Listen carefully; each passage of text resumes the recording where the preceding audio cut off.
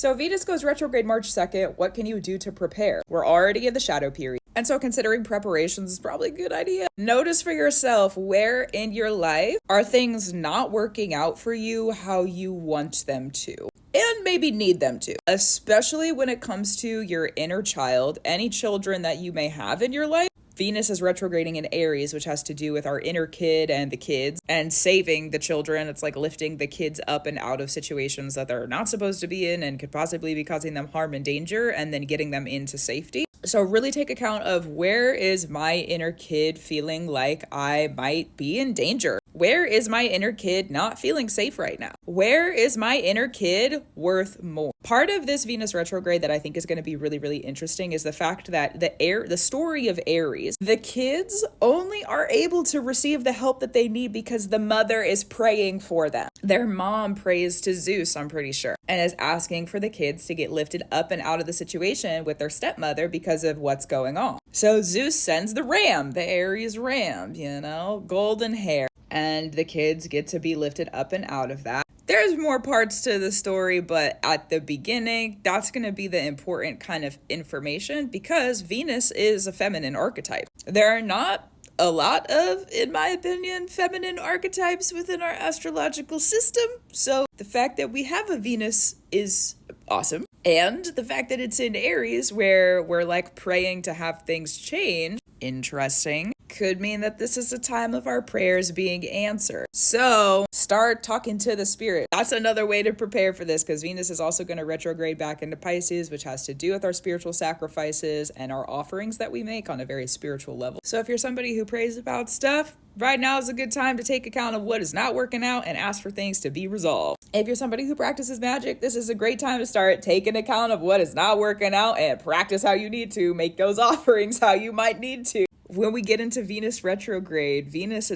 retrograde is associated with the 40 days and the 40 nights of drought. So we don't have a lot of stuff. We don't have a lot of what we might need, and we're going to have to figure it out. The other part of retrogrades that I find very curious on a personal level is that they simultaneously will bind us up in something while the grounding from a previous binding is happening. So we're harvesting something, and then simultaneously we're moving forward and asking for new stuff, which can cause it to be a little bit hectic and chaotic. And you know what?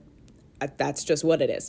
That's just what it is. So ask right now, before Venus does go retrograde March 2nd, really start looking at, where do I need to be elevated? Where do I need to be picked up, lifted up, and placed in a new position, really? What is it that I need at the end of this Venus retrograde to be changed? Maybe it's your money that's not working out. Maybe it's relationship stuff that's going on. If you look at where Aries is in your chart for you, look at the house that Aries is in. That'll be the area of life that things are showing up in this work. And for anybody who has Aries placements, there's going to be a reconsideration of what those placements are worth probably also. So if you wanted some astrological brush up, and for people about to go through a Saturn return in Aries, okay, we've got some time before we get there. Saturn doesn't enter Aries until May. And also the Mars retrograde, because listen, Mars rules Aries, right? So that was a really big preparation for Saturn to enter into Aries. And this Venus retrograde that's happening in Aries also. You got any last wishes before we show up?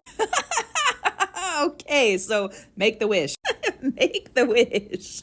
Don't not ask. This is a time where what's the worst that could happen? They're going to tell you no? Okay, well then rejection is protection. Let's go back to some cliches for a second. You know what I mean? Because it is. We're about to be, how do I say this? There's a lot of serious Aries energy over the next couple of years, the coming years. So these retrogrades of Mars that just ended and this Venus retrograde, we're going through some serious major preparation. Oh gosh, we might not even understand how serious major it is until we get a couple years into the future.